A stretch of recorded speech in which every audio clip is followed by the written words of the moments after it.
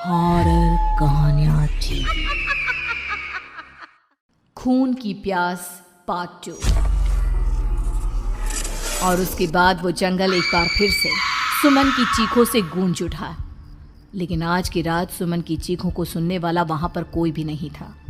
अगर वहां पर कोई मौजूद था तो बस हरिया, जो कि अब एक भेड़िए में बदल चुका था। सुमन के बालों को पकड़कर घसीटते हुए वो जंगल के बीचों बीच एक जगह पर ले जा रहा था। अगली सुबह गांव में। अरे भाई, पता नहीं क्या बात है, अपने गांव का हरिया किसान और उसकी पत्नी सुमन दोनों गायब हैं। दोनों का कोई अता पता नहीं। अरे कैसी बातें कर रहे हो भाई, ये कब हुआ हैं? अरे पूरे गांव में खबर फैली पड़ी है। कल रात को दोनों खेत की तरफ जा रहे थे, लेकिन लौटकर आए ही नहीं। तो हो सकता है अपने खेत पर होंगे। पूरा गांव ढूंढ कर आया है भाई। जानते हो क्या मिला वहां पर? क्या हुआ भाई, क्या मिला? बताओ हमें, क्या मिला? अरे हरिया की पत्नी सुमन के कपड़े पड़े हुए थे। शरीर का एक एक कपड़ा फटा हुआ झोपड़ी के बाहर पड़ा था, लेकिन दोनों पति पत्नी का कोई पता ठिकाना नहीं था। अरे भाई, लेकिन उसका जो दोस्त है ना रामू किसान, उससे पता करके आते हैं ना। अब तक तो दोनों साथ ही खेत पर जाया करते थे। हाँ, हमें उसके घर जाना चाहिए भाई। चलो वहाँ चलते हैं, चलो। वो सारे लोग रामू के घर पर पहुंचते हैं। रामू अपने घर के बाहर बैठकर हुक्का पी रहा था। आज सारे के सारे लोग टोली बनाकर मेरे घर क्यों आ रहे हैं? क्या कोई मर गया क्या भाई? अरे कैसी बातें कर रहे हो? तुम्हारा सबसे अच्छा दोस्त हरिया और उसकी पत्नी गायब है, और तुम यहाँ बैठकर हुक्का पिए जा रहे हो हैं? रामू ने अजीब सी नजरों से उन सब गांव वालों की तरफ देखा, जिसकी वजह से वो लोग एक बार के लिए डर गए। गायब है? अरे गायब नहीं है, मुक्ति मिल गई है। उन दोनों को मुक्ति मिली है। इस दुनिया में आकर हर इंसान पाप करता है, और उसे उसके पापों के लिए मुक्ति मिलना बहुत जरूरी है। अरे ये कैसी बहकी बहकी बातें कर रहे हो भाई, हैं? और इसका चेहरा अजीब सा क्यों लग रहा है? लगता है दोस्त के मरने का गम बैठ गया है। पागल हो गया है शायद ये पागल। ये बात सुनते ही रामू चीख कर जोर से चिल्लाते हुए कहता है, पागल मैं नहीं हूँ, पागल तुम सब हो। और ये शैतानी जंगल अब तुम में से किसी को नहीं छोड़ने वाला, सबको खा जाएगा। याद रखना मेरी बात। शैतानी जंगल? कैसा शैतानी जंगल? लगता है रामू पागल हो चुका है। हमें यहाँ से चलना चाहिए भाई। चलो। तभी रामू की पत्नी बाहर आती है। नहीं, आप लोग इनकी बात का बुरा मत मानिए। 2 दिन पहले हरिया के साथ खेत पर गए थे। जब से वहाँ से आए हैं तब से ऐसी ही बातें कर रहे हैं। भगवान जाने ऐसा क्या देख लिया उन्होंने, खेत में कुछ भी बड़बड़ाते रहते हैं। लेकिन गांव के लोगों ने कमला की कोई बात नहीं सुनी, और वो सब वहां से चले गए। रात अब धीरे धीरे ढलने लगी थी। तभी अचानक किसी ने धीमी सी आवाज में रामू को पुकारा। रामू, आ जाओ, मैं तुम्हारा इंतजार कर रहा हूँ। और सुनो, अपनी पत्नी को साथ लेकर आना, नहीं तो काम अधूरा रह जाएगा। ये आवाज सुनते ही रामू के चेहरे पर शैतानी मुस्कुराहट आ जाती है। वो धीमे कदमों से अपने घर के अंदर आता है। क्या हुआ? तबीयत ठीक है ना अब आपकी? मैं तुझे अपने साथ खेत पर ले जाने आया हूँ, चल। मैं तुम्हारे साथ कहीं नहीं जाने वाली। मुन्ना गहरी नींद में सो रहा है, और उसे अकेला छोड़कर मैं तुम्हारे साथ खेत पर नहीं आ सकती। वैसे भी तुम्हारे उन खेतों में भगवान जाने कौन सा राक्षस घूम रहा है, मुझे तो डर लगता है। रामू गुस्से में दांत पीसता अपनी झोपड़ी से बाहर आ जाता है, और कमला गहरी नींद में अपने बच्चे के साथ सो जाती है। तभी अचानक रात को रामू की झोपड़ी के ऊपर एक साया वही गाना गुनगुनाते हुए घूमने लगता है, जो हरिया के मोबाइल में बजा करता था।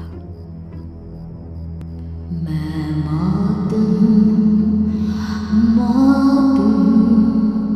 मौत जो पसरी है चारों ओर, जो आएगी कहीं से भी निगल जाएगी सबको। मैं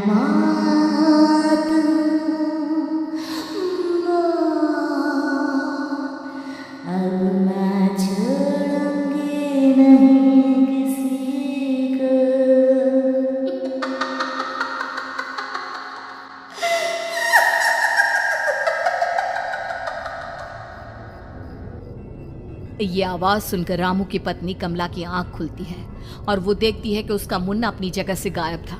कमला चीखते हुए बाहर दौड़ कर आती है। वहां पर उसने देखा कि रामू ने अपने बच्चे को झोपड़ी के बाहर एक पेड़ से उल्टा लटकाया हुआ था और उसका बच्चा चीख चीख कर रो रहा था। वहीं दूसरी तरफ एक साया बच्चे के ठीक नीचे आग जलाकर उसके चारों तरफ हैवानों की तरफ नाच रहा था। छोड़ दो मेरे बच्चे को। अरे क्या कर रहे हो तुम? शर्म नहीं आती तुम्हें? अपने ही बच्चे को इस तरह मौत के हवाले करते हुए। अपना बच्चा? किसने कहा ये मेरा बच्चा है? अरे ये तो उस रामू की औलाद है, इस गांव के किसान रामू की, और मेरी दुश्मनी इस गांव के हर इंसान के साथ है। क्या? कैसी बात कर रहे हो तुम? और ये औरत कौन है? ये मेरे बच्चे को खा जाएगी। तभी अचानक से उस साया ने एक बेहद खतरनाक दिखने वाली औरत का रूप ले लिया और उसकी आंखों से आग निकल रही थी।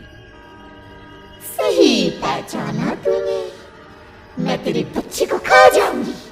अगर तू अपनी इस हैवान पति रामू के साथ जंगल नहीं आई तो मैं तेरे बच्चे को खा जाऊंगी। लेकिन क्यों? आखिर क्या चाहती हो तुम मुझसे? मुझे जंगल क्यों ले जाना चाहती हो? औरत बुरी तरह से ठहाके मार मार कर जोर जोर से हंसने लगी और साथ में रामू भी। ये तो तुझे वहाँ चलने के बाद ही पता चलेगा ना। अगर तू नहीं आई तो थोड़ी देर में तेरा ये बच्चा आग में जलकर मर जाएगा। चल जल्दी।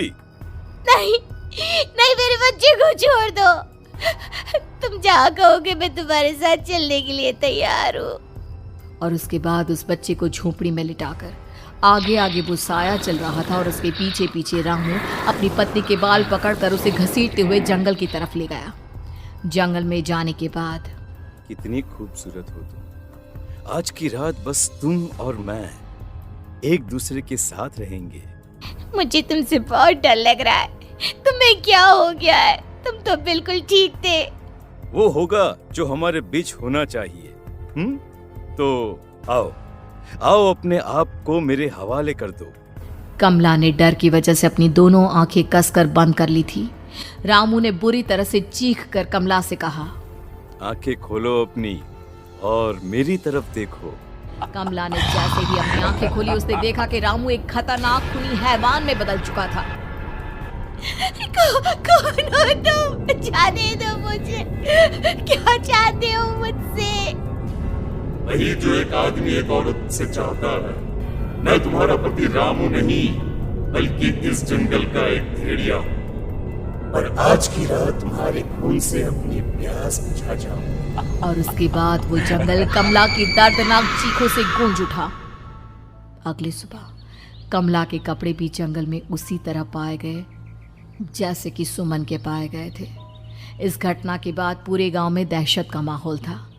अपने माँ बाप की मौत और गांव में हो रहे इस तरह की घटनाओं की खबर सुनकर किशन शहर से गांव लौट आया था। अपने माँ बाप की बेदर्द मौत की वजह से वो बहुत परेशान था। तभी अचानक उसे अपने घर में खाट के नीचे पड़ा हुआ वो मोबाइल फोन मिला जो उसने अपने पापा हरिया को गिफ्ट किया था। अरे कितने प्यार से पापा के लिए मोबाइल फोन लेकर आया था। इसे एक दिन भी काम में नहीं ले पाए। और आखिर कौन है जो गांव में इस तरह की हत्याएं कर रहा है? क्या है इन सब के पीछे? क्या है? मुझे पता करना ही होगा, वरना एक दिन पूरा का पूरा गांव खाली हो जाएगा।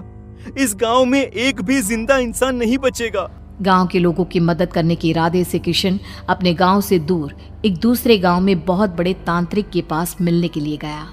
तांत्रिक बाबा, अब आप ही कुछ उपाय बता सकते हैं। भगवान जाने हमारे गांव को किसकी नजर लग गई है। नजर नहीं लगी है, किसी ने तुम्हारे गांव को बद्दुआ दी है। किसी सताई हुई आत्मा का प्रकोप है और अब वो पूरे गांव में किसी को नहीं छोड़ेगी जब तक उसकी आत्मा को शांति नहीं मिल जाती। अरे लेकिन ऐसा कौन है बाबा? किसकी आत्मा है और कैसे मिलेगी उसे शांति? मौत है, मौत कहीं से भी आएगी और सबको निगल जाएगी। इससे बचने का सिर्फ एक ही उपाय है, लेकिन उस उपाय को करना आसान नहीं होगा। जो भी उस उपाय को करने की कोशिश करेगा उसकी जान जा सकती है। भले ही मेरी जान चली जाए, लेकिन मैं अपने गांव के लोगों की जान बचाने की पूरी कोशिश करूंगा बाबा। तो ठीक है फिर, अगली अमावस की रात जैसा मैं कहता हूँ वैसा ही करना। अमावस की रात तांत्रिक के बताए अनुसार किशन अपने साथ केरोसिन लेकर जंगल की तरफ चल पड़ा। उसके हाथ में देवी के मंदिर का सिंदूर भी था। किशन जंगल के बीचों बीच पहुंचा। ये देखकर उसकी आंखें फटी की फटी रह गई। वहां एक उबलते पानी का तालाब था और कई लोगों की लाश लटक रही थी। किशन के माँ बाप की लाश भी वहीं थी। माँ, बापू, क्या हो गया? ये क्या हो गया? तभी वहां पर एक औरत और आदमी आते हैं। उन्हें देखकर किशन चौंक जाता है। गोपाल काका, आपकी तो 5 साल पहले मौत हो गई थी। और निर्मला काकी, आप? हाँ, मौत तो हो गई थी, लेकिन तुम ये नहीं जानते कि हमारी मौत कैसे हुई थी। क्या कहना चाहते हैं आप? कुछ नहीं, बस ये जान लो कि अब इस गांव में कोई जिंदा नहीं बचेगा। लेकिन क्यों काकी? क्योंकि 5 साल पहले इन गांव वालों ने मुझे डायन बताकर पत्थर मार मार के मार डाला। मेरी कोई गलती नहीं थी। गांव का एक बच्चा क्या लापता हुआ, सारा इल्जाम मेरी पत्नी पे डाल दिया। और जब मैंने निर्मला की जान बचाने की कोशिश की तो मुझे भी मार डाला। आपके साथ ये बहुत गलत हुआ काकी, लेकिन आप जो कर रहे हैं वो भी सही नहीं है ना? तुम यहाँ से चले जाओ, वरना तुम भी नहीं बचोगे। हमारी आत्मा पिछले 5 साल से मुक्ति के लिए भटक रही है। चले जाओ यहाँ से। मौका देखकर किशन सिंदूर उन दोनों के ऊपर डाल देता है। उनका शरीर जलने लगता है और वो भयानक तरीके से चिल्लाने लगते हैं। अगले ही पल किशन उनके ऊपर केरोसिन डाल देता है और वो दोनों जल जाते हैं। किशन अपने माँ बाप और दूसरी लाशों का अंतिम संस्कार करवाता है और अपने घर लौट आता है, लेकिन वो अभी भी इस बात से अनजान है